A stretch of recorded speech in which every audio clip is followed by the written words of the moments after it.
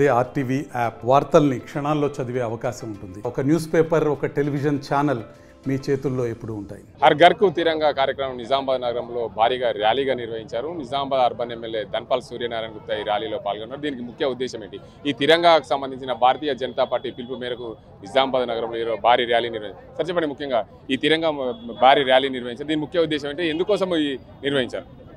భారతదేశ పౌరులలో దేశభక్తిని పెంపొందే విధంగా చిన్నారుల నుండి ఒక ఛత్రపతి శివాజీని తయారు చేసే విధంగా, దేశం కోసం ధర్మం కోసం పనిచేసే విధంగా ప్రజలలో ఒక దేశభక్తిని పెంపొందించే విధంగా, ఎందుకంటే వందలాది సంవత్సరాల ఆంగ్లేయుల మరియు మహమ్మదీయుల పరిపాలన నుండి 76 సంవత్సరాల క్రితము భారతదేశము స్వతంత్రము సాధించడం జరిగింది. మొట్టమొదటగా కాంగ్రెస్ ప్రభుత్వం 60 సంవత్సరాల పరిపాలనలో ఎక్కడ కూడా ప్రజలలో దేశభక్తి పెంపొందించే ప్రయత్నం చేయలేదు. కేవలం కులాలను విడదీసి రాజకీయ లబ్ధి కోసమే వారు పరిపాలన సాగించడం జరిగింది.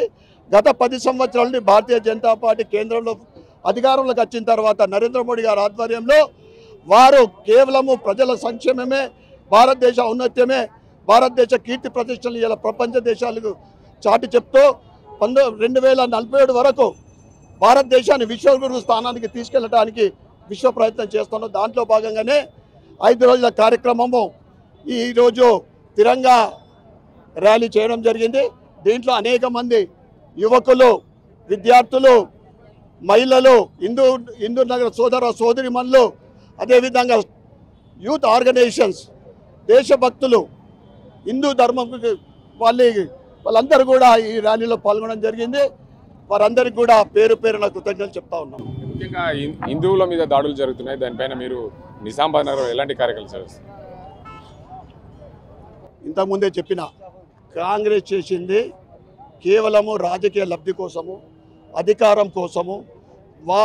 వారి కుటుంబ సభ్యులని హత్య చేయడానికి కూడా సిద్ధమవుతారు.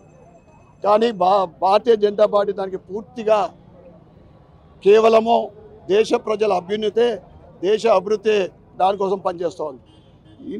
ఇన్ని సంవత్సరాల కాంగ్రెస్ పరిపాలనలో ఎక్కడ కూడా ప్రజలలో దేశభక్తి పెంపొందించలేదు. కనుక ఈ 5 రోజుల కార్యక్రమంలో దేశం కోసం ప్రాణం త్యాగం చేసిన మహావీరుల విగ్రహాల శుద్ధి కానీ, ఈ ర్యాలీ కానీ, తర్వాత అమరుల వారిని స్మరించుకుంటూ ఏదైతే దేశం కోసం, స్వతంత్రం కోసం పోరాడిన వీరులు 14th ఆగస్టు రోజున హిందువుల పైన ఏదైతే పాకిస్తాన్కు స్వతంత్రం వచ్చింది, కానీ హిందువుల పైన ఆనాటి చీకటి రాత్రి మర్చిపోకుండా భవిష్యత్తు తరాలకు అవన్నీ కూడా చెప్పే విధంగా 14th ఆగస్టు రోజు ఆ కార్యక్రమం చేపడతారు. అదేవిధంగా 15th ఆగస్టు రోజున ప్రతి బూత్లో, ప్రతి డివిజన్లో, ప్రతి బూత్లో జెండా ఎగరేస్తూ జాతీయ గీతాలాపన చేయడం జరుగుతుంది.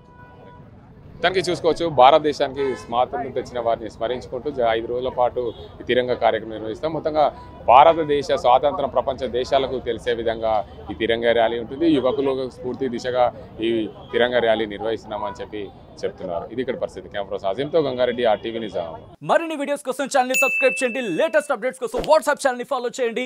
అండ్ లింక్ డిస్క్రిప్షన్ లో ఉంది.